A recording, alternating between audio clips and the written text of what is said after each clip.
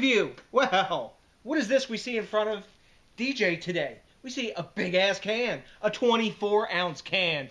And why do I have a big, silver, shiny can that a lot of you guys have seen before in front of me? Because I've had a shit day. That's right, we got 3.5, nearly 4 inches of rain today here in Maryland. That means my basement started to leak, and I had to deal with it. Then my garage started to leak, and the guy who used to own our house, because he thought he was Mr. Fucking Fix-It and didn't know how to do shit, did repairs shoddily. So I had to do emergency repairs in the house today, and I know likey doing emergency repairs. So I said, I gotta do a special beer to smooth out my day. Something that's been slow brewed for like 28 days and uses twice the ingredients, barley and hops, select barley and hops no less, than other lagers. What beer am I going to do to smooth out my shit day today? I'm going to have a beer called Steel Reserve. That's right, from Steel Brewing Company. Not really, from Miller Coors out of Milwaukee, Wisconsin, US of A. Yay, yay. Now, many of you think this is malt liquor. DJ, you're drinking malt liquor. This ain't malt liquor. This is high gravity lager.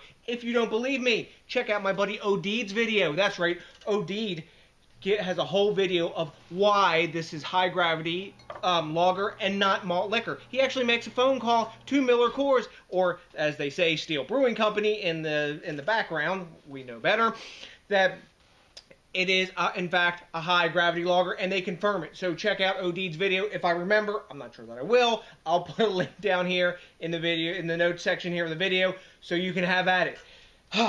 So, particulars about this beer. Like I mentioned, they use twice the barley and twice the hops, twice the ingredients of regular, average, everyday lagers. They have to. It's 8.1% ABV, and it's actually 20 IBUs. I bet you didn't know that. Now, like I said, also, this is brewed for 28 days. They say, so it has a nice, smooth taste, and it goes down easy. Maybe it will, maybe it won't. But there's something extra special about this can. Not the 211 medieval steel symbol in the front. The really special thing about this can of Steel Reserve here is the date on the bottom. You can't see it on the camera, but I'll have a picture in somewhere in the video in the beginning or the end, whatever. This is a 2012 vintage, and at time of recording, this beer is 2 years old. That's right. This is a vintage Steel Reserve DJ's going to imbibe today to relieve the shit from his day. So, I'm going to crack my $1.79 a can baby open here. Put it in the glass because you know what? A fine vintage beer like this deserves a glass, and tell you what's up with the fucking Steel Reserve Vintage 2012.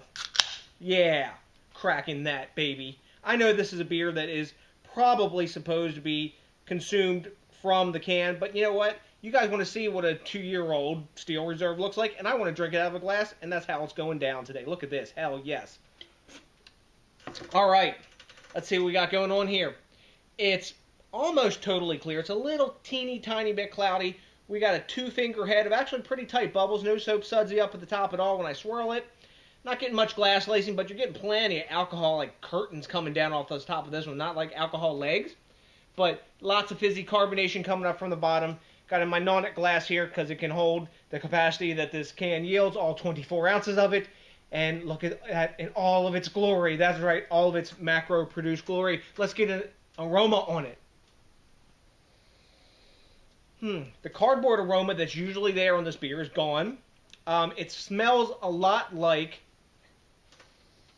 a lot of the Mexican macro lagers that I had that are of lower gravity down in Mexico. A lot like, it smells to me a lot like Dos Equis. There's really faint floral hops in there. A lot of sweetness. No metallic aroma that this does have fresh. And there's actually a little, believe it or not, a little bit of like fruity, like dark fruity aroma in the background. That's by the, you know, it's got 2 years in the can. That's going to happen. Whether it's lager yeast, ale yeast, it doesn't matter. Whatever yeast they're using is throwing some fruit aromas. It smells sweet. The corn chip aroma that this beer usually has is not there. It smells like a sweet caramel sort of malt with a little bit of dark fruit and floral hops. It doesn't smell bad at all. It smells a lot like an all-grain Euro strong lager, maybe like Sapporo Reserve, if you guys have had that beer. So I'm diving in, and I've earned every ounce of 24 ounces of this beer today, guys. Cheers.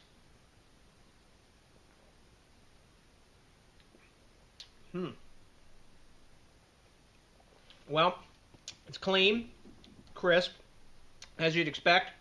It's actually mouth coating on the palate, almost like sticky sweet. A lot of caramel flavor, some raisin flavor in there, I guess from the 2 years in the can. There's no corn taste. There's no off aftertaste like I remember getting from this beer. No metallic taste or wet cardboard taste. It's actually kind of pleasant and quite refreshing because you can see I'm nearly sweat through my shirt here. I'm all grungy as hell because I've been battling the water all day. And while I'm thinking about what I would grade said beer, I got to give my little shout outs. Of course, first and foremost to my buddy OD. Shout out to you, my brother. We got to give a shout out to my good buddy Channel Fadge, because I know you be drinking some high gravity lager, my buddy. I believe which they call Tramp Juice in the UK. Shout out to you, my brother. I got to give a shout out to my buddy Jay Therio, or also known as Louisiana Beer Reviews. Shout out to you, my brother. I know you have reviewed this one.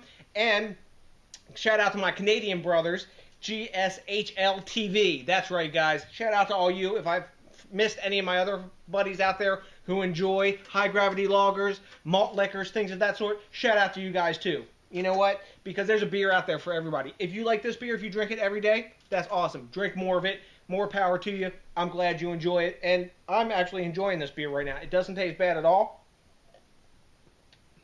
There's no alcohol taste. No alcohol aroma. The alcohol is totally hidden for 8.1%. You get a little warming in the chest. It tastes like a really well-made lager. I can't knock it. 2 years in the can. I guess it's done it well. I'll probably be in the can pissing pretty soon after pounding 24 ounces of this slow brewed glory here. But I can't think of anything bad. There's no off flavors in it. It's not super cold. Yeah, the can's frosty, but it's a little humid down here because there's been lots of water down here today, even though I've got the dehumidifier pumping. But there's no off flavors to it at all. And I guess feels like it's about 48 degrees right about now. So, what do we grade a beer like this? Rate beer, these are fresh grades, gives it a 0. Okay, I can see the fanboys piling on. 0, because the macro produced... Whatever. Rate beer, fuck off. Beer Advocate gives this a 60.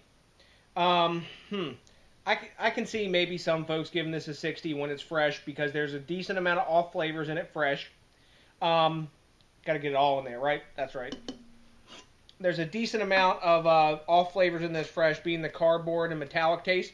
But now that this is sat and those flavors have dissipated and that dark fruit flavor is in there, and really the hops, whatever they put in, I'm surprised that they've still survived. But it is in a can. But it's a really nice floral taste. And there's actually a honey aftertaste, if you can believe that in it. But I'm enjoying this. So I guess I got to give a grade for it. Let me take another drink here so I can think on this while we get you a grade. Let's see.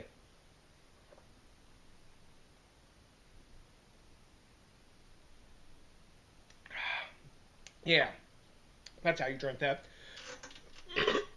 Yeah, rugby, and that's what you're supposed to do when you belch during these high gravity lager chugs. Anyways, I'm not going to finish the rest of it because I actually want to kick back and enjoy the rest of this because it doesn't taste bad. I'm gonna give it a B. For what it is, it's not bad. Like I said, there's absolutely no off flavors. The alcohol is totally hidden. When I go for it again, maybe I would have this if I sat around another one in the refrigerator, and I would have this any day after cutting grass. It's cheap, $1.79 plus tax. You can't beat that with a stick. So, you know what? It is what it is. When you're drinking a beer and you're at that moment and you're in that mood, the one that hits you and the one that's tasting good at that moment is what it is for you. And if somebody else tells you different, tell them to fuck off, because that's really how it goes now, isn't it? So, now we got to talk about something really important besides high gravity, lager drinking. We got to talk about thinking globally, drinking locally, and supporting the craft beer movement. Yeah. Until the next DJs BrewTube, thanks a million to each and every one of you. Shout out to all my subs, everybody who rates, comments, subscribes, and hits that like button. We be loving that because that puts on our happy face. After I finish the rest of this, I may have a happy face on because it ain't no lightweight beer. So to the next DJs BrewTube, I got nothing but a bunch of chilling out love here for you. And you know what's coming. That's right, a big ass, a peace out!